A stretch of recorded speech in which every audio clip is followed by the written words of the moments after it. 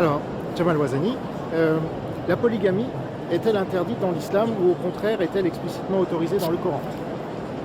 Alors, la polygamie est effectivement autorisée dans le Coran jusqu'à 4 femmes. Et donc là, je vais insister sur ce point-là, puisque dans le Coran, il y a en effet un passage du Coran que, encore une fois, tous les patriarches vont citer et reciter comme étant une autorisation directe de la polygamie jusqu'à 4 femmes, et non pas une polygamie à 4 femmes.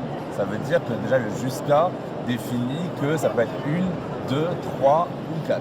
Bon. Ensuite, une fois qu'on a dit ça, on n'évoque jamais la suite de ce passage coranique, qui est donc jamais contextualisé et qui parle du fait que les hommes qui voudront essayer d'avoir plus d'une femme devront par nature les aimer équitablement et les pourvoir financièrement et économiquement équitablement.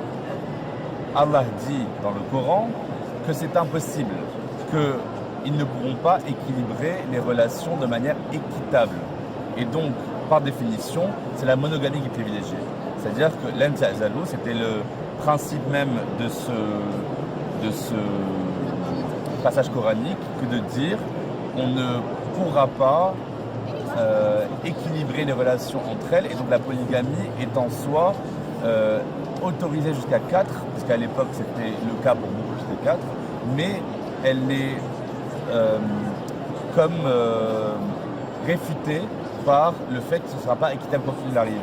Donc les humains sont faillibles par définition sur la façon de donner de l'amour à chacun.